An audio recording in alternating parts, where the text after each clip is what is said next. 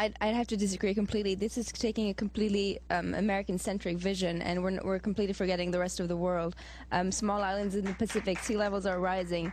You say there have been no crop failures. You're putting East Africa is undergoing the worst drought it has in the past 100 years. Things are changing, maybe not in the U.S. right now, but there are other countries in the world. Well, there's always droughts and there's always things that are bad that occur on a climate basis around the world. But in aggregate, crop yields have not been going down. They've been going up along with climate change. But the point you raise is a good one. What about people outside the United States? And that is, to me, one of the most important issues here. Because after all, the highest death toll that we see, estimated from climate change at present, that I've ever seen in the peer-reviewed literature is 170,000 people a year. I don't believe that number is correct, but let's just accept it for the sake of the argument.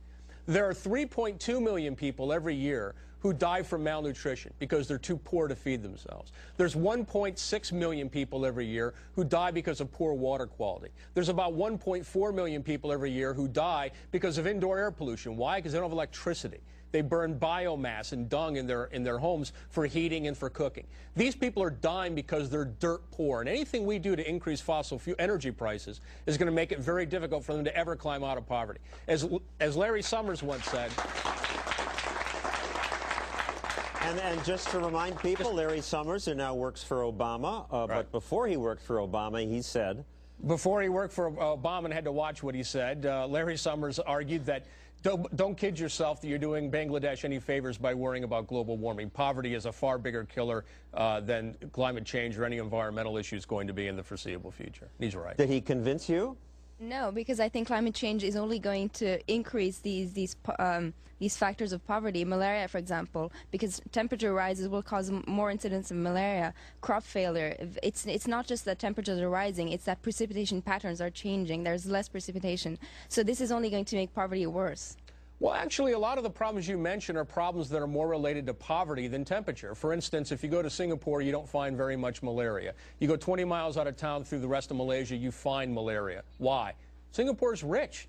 I mean, rich places don't get malaria. There were malaria scares in upstate New York in the turn of the 20th century. They're not anymore. Why? It's because we've developed.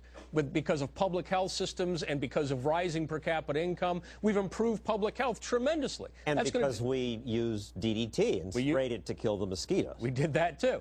The point is that you will help human well-being far more by increasing wealth and by increasing people's ability to feed themselves. You're going to do by trying to turn down the thermostat with reductions in fossil fuels. The point you make is a very good one. The reason that the studies that have been done about the impacts of climate change show that in Northern Europe, in Russia, in China, even the United States, global warming might be a small net plus, but it will be a significant net minus to certain other countries. And the main reason is because these are poor countries that are much more heavily dependent upon subsistence agriculture, and they can't adjust as well. So your point's well taken.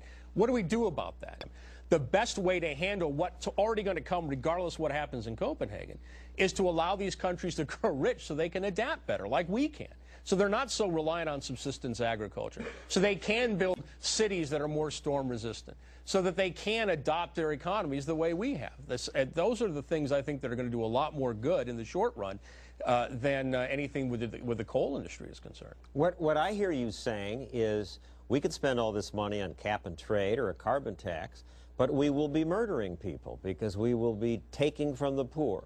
Again, millions of people die every year because they're poor. If you increase energy costs, you're going to make it more difficult for these people to get out of poverty, more difficult to electrify their homes so they don't have to rely on biomass for heating and cooking. You're going to make their suffering inestimably worse. That is a cold, hard fact. And the bodies associated with being poor, the body bags that pile up, are far greater than anything that's being piled up on climate change or that's ever going to, aside from some of these sci-fi scenarios that I've discussed earlier.